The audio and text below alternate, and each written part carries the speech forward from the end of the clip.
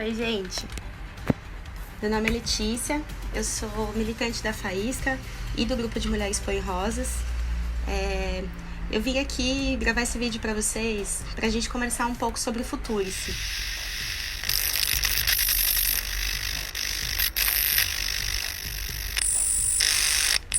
Bom, um cafezinho antes da gente começar, porque essa primeira ideia já é robusta. Todo mundo deve lembrar o Weintraub lá tirando chocolatinhos, porque era o contingenciamento da universidade, chamando pesquisa, ciência, etc. de chocolatinhos.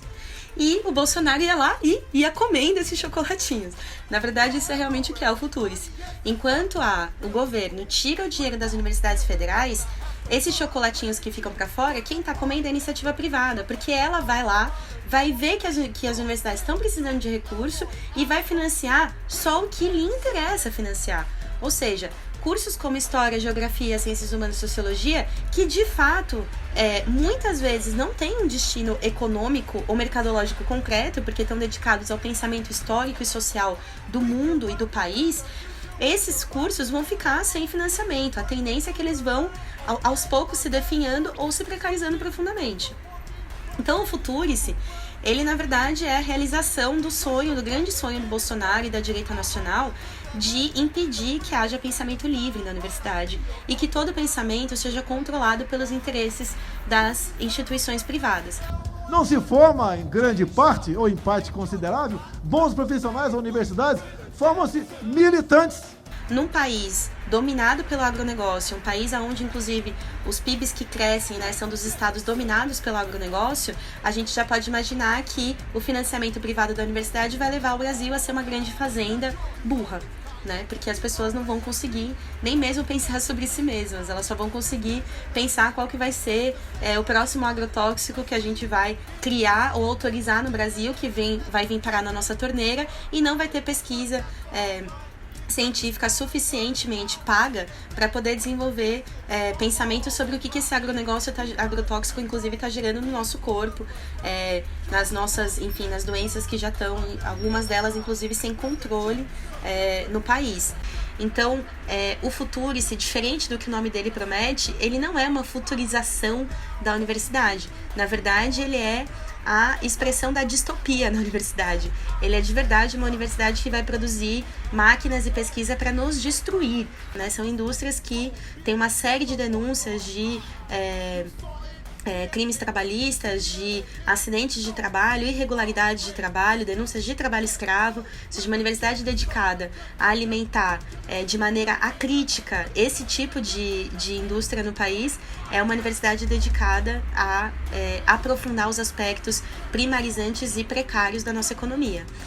O problema é que o Futurice não é um projeto isolado. O Futurice é um dos atores desse grande teatro de operações que foi implementado a partir do governo do Bolsonaro, mas já vinha de antes, por exemplo, com a própria gestão do Temer, inclusive antes, com ataques que vinham desde o governo PT e que foram aprofundados pelo Temer, inclusive por isso que o PT sofreu o golpe, porque precisavam de um governo que atacasse ainda mais.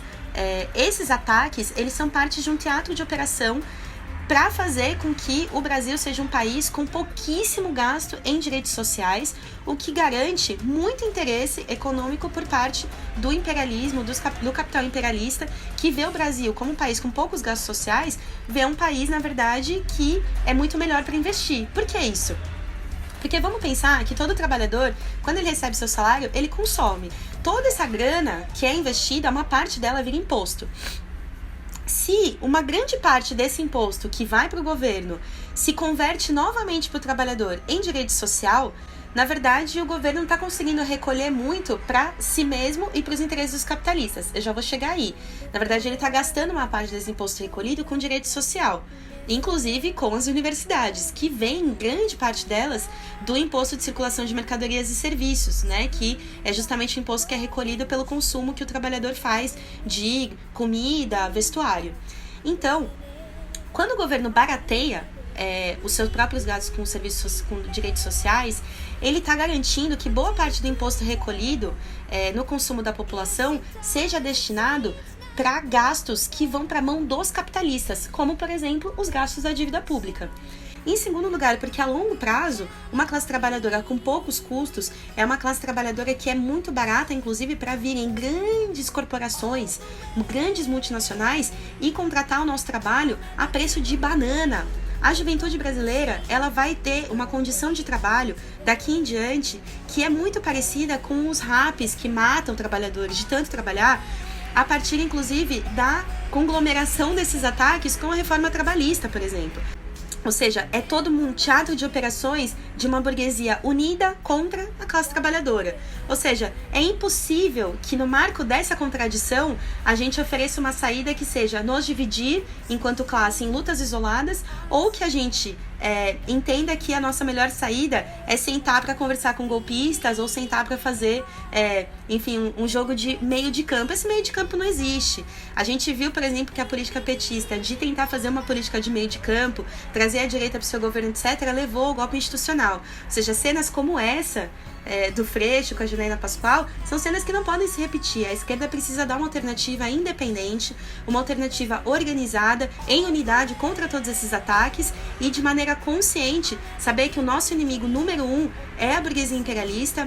É preciso que seja parte da nossa campanha a luta pelo não pagamento da dívida pública, que seja parte das nossas reivindicações também, além de lutar contra o futuro e contra os ataques à educação, contra o contingenciamento, que a gente também se coloque pela anulação da reforma da Previdência, pela anulação da reforma trabalhista e contra todos os ataques em curso, inclusive contra o autoritarismo judiciário, que é parte desse mesmo plano. Então, por um lado eles atacam, por outro lado eles mostram que vão prender a gente a troco de nada, como é o que está acontecendo agora com esses 4 jovens que estão presos em São Paulo por terem lutado por moradia, né? Então a gente também tem que lutar contra o avanço do autoritarismo judiciário, pela liberdade de Lula, apesar, por exemplo, da gente aqui do Esquerda Diário da Faísca não apoiar a política do PT, temos que lutar contra a prisão do Lula, porque é também uma manifestação do autoritarismo judiciário que vai se voltar abertamente contra a classe trabalhadora e contra qualquer um que se organize contra esse projeto privatizante e autoritário desse governo. A terceira ideia que eu queria pegar com vocês, mas antes eu vou tomar mais um cafezinho, porque essa ideia, sim, é bastante pesada. Por que é pesado?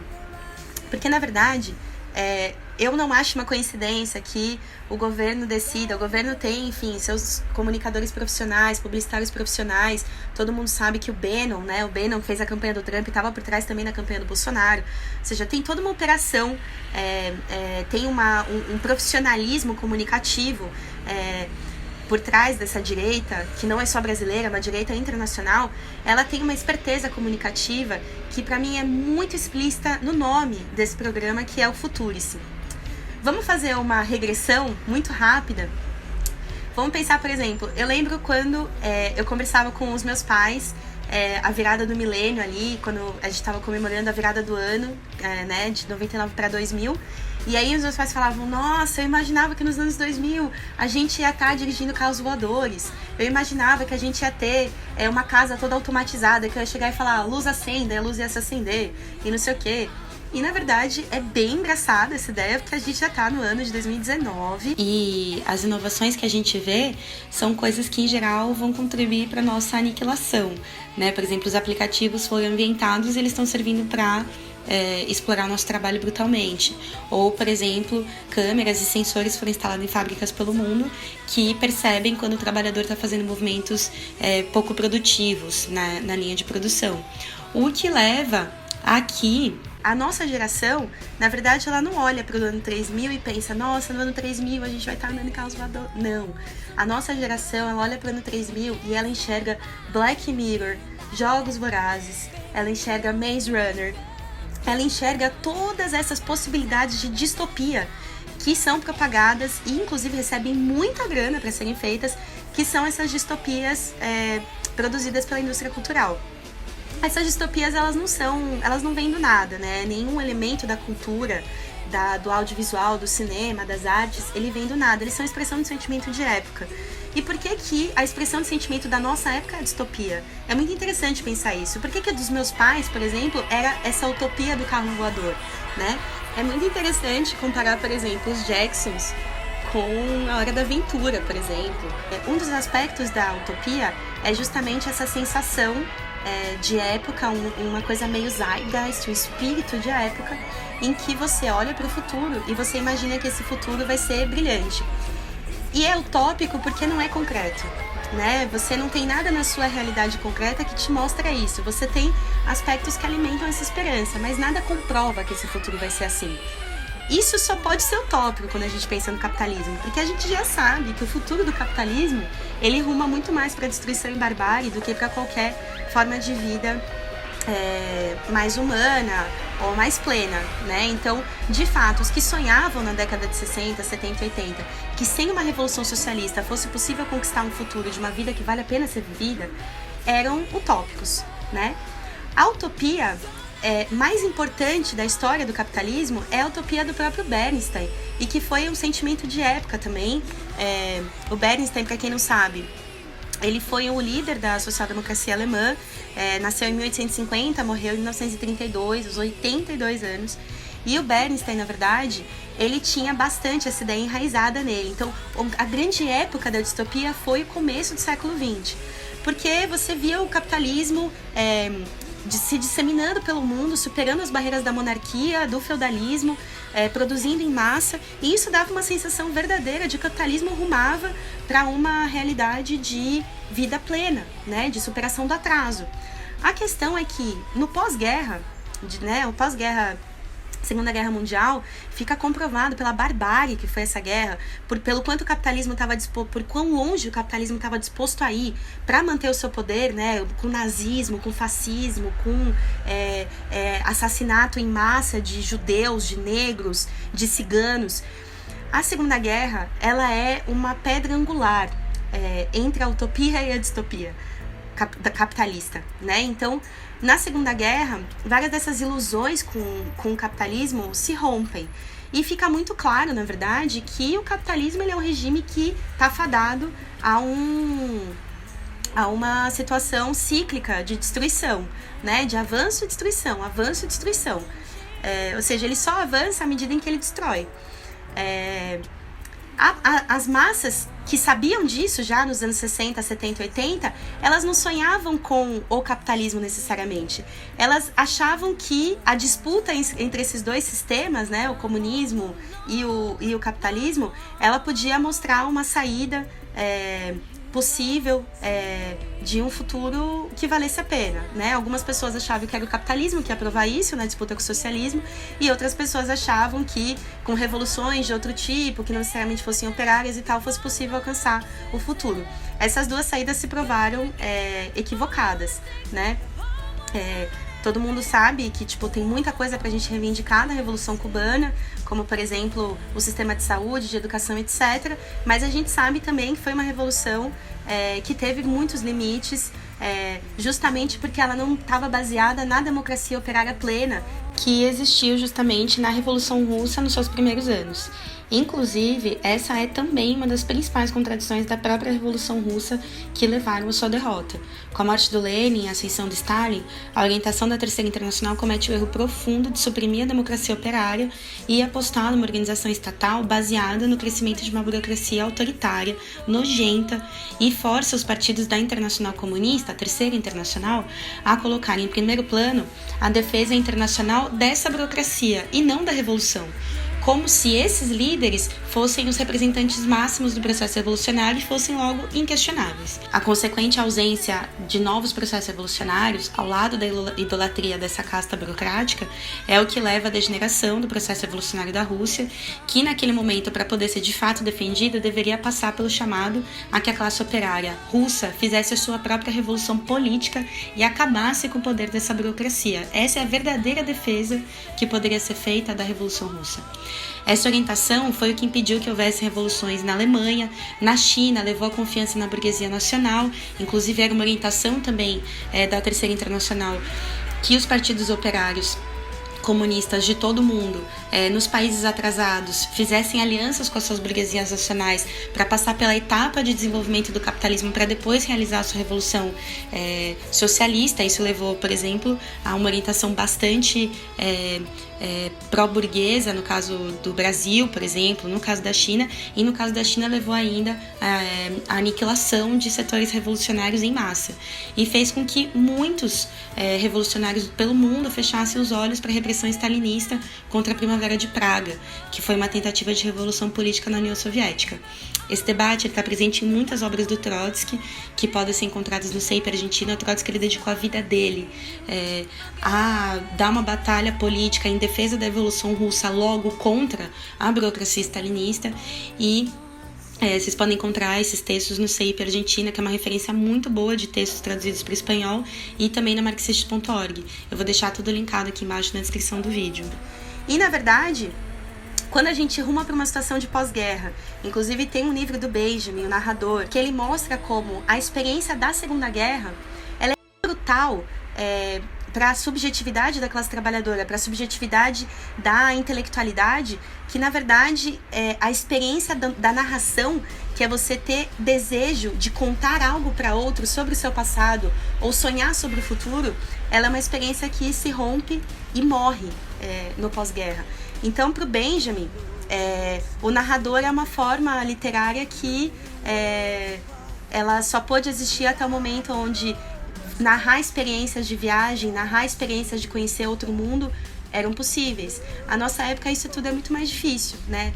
Narrar a ida à África, narrar a ida a qualquer cantinho do Brasil, narrar a ida à Bolívia é uma narração dolorosa, né? Ouvir essa narração também é doloroso. Então, tudo isso são mostras, na verdade, de que a gente chega num estágio da humanidade, um estágio da história humana, onde sonhar é muito difícil. Então, na verdade, os nossos sonhos de futuro se tornaram pesadelos, que são as distopias, né? E o que me parece mais curioso é que no momento onde o futuro é sinônimo de tragédia, o governo Bolsonaro escolha esse nome para o projeto de universidade que eles estão oferecendo, que na verdade é um nome que é futuro em si mesmo, porque o futuro que eles estão oferecendo para a universidade é um futuro de distopia, né? Uma universidade onde só se pesquisa o que vai gerar tragédia é distópico por completo. O problema é que os únicos políticos, as únicas forças políticas que falam de futuro hoje são, infelizmente, as forças políticas da direita. Porque quando a gente olha para o campo da esquerda, o que a gente vê é vários políticos que, na verdade, o único conteúdo das suas propostas para a juventude, para os trabalhadores, para as mulheres, para os negros e para os LGBTs é se defender de ataques, o que, em última instância, é fundamentalmente necessário. Só que se a gente só se defende, a gente para na preservação do presente. E a gente não projeta um futuro.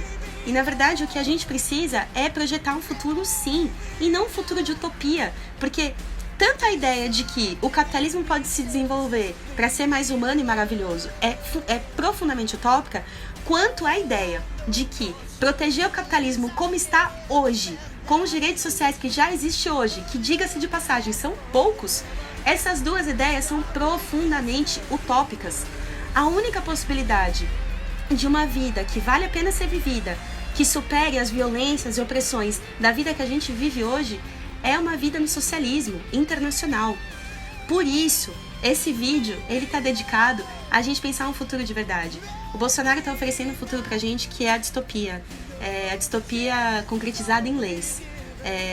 E, infelizmente, o reformismo e algumas vertentes da esquerda, inclusive as vertentes stalinistas que não criticam a burocratização do Estado operário, as vertentes reformistas que sentam com os setores da direita e dão mãos dadas, as vertentes do reformismo que falam de voltar no regime brasileiro de 2005, 6, 7, 8, 9, 10, todas essas vertentes, elas oferecem uma possibilidade que é muito limitada de preservar o capitalismo e preservar a educação e preservar a realidade tal como está. E eu não gosto dela tal como está. Eu queria que ela fosse diferente. Por isso eu vou ler para vocês, em homenagem inclusive à batalha contra a estalinização do Estado operário, que foi um massacre do sonho de milhões. A batalha por um futuro que vale a pena ser vivido. Tem um personagem que me encanta, que é um poeta, chama Mayakovsky.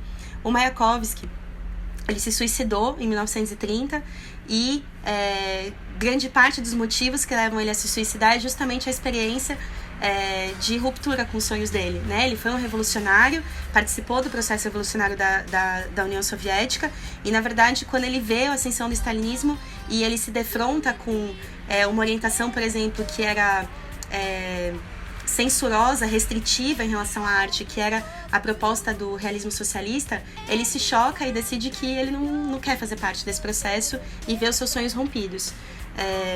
Eu não reivindico a saída que Mayakovsky deu, é uma saída muito triste, e infelizmente a nossa juventude ela está tomando decisões parecidas com a do Mayakovsky.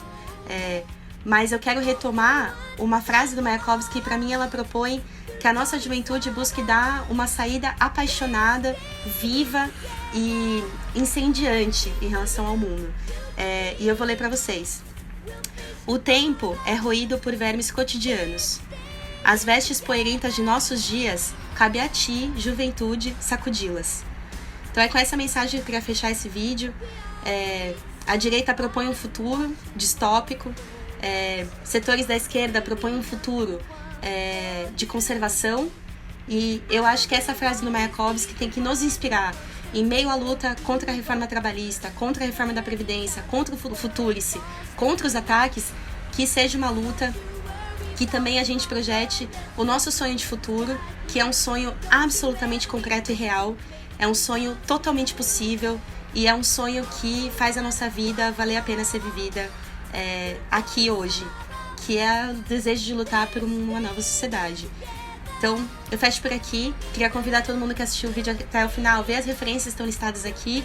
Eu coloquei também um texto de Ideias de Esquerda que debate o tema da distopia.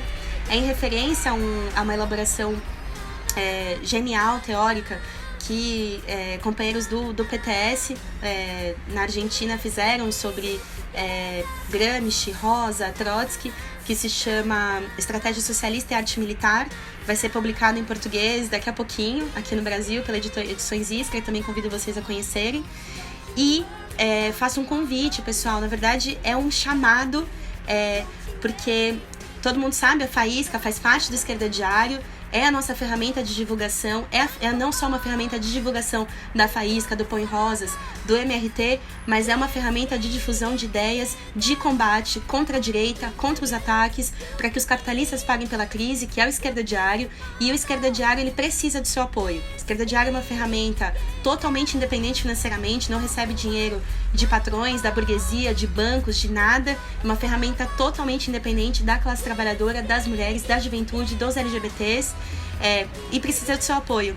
Aqui embaixo também eu vou deixar o link nosso, entra lá, você pode dar qualquer contribuição, tem o site, tem as instruções, tudo lá bonitinho, eu espero ver vocês por lá, e é isso aí, nos vemos na próxima.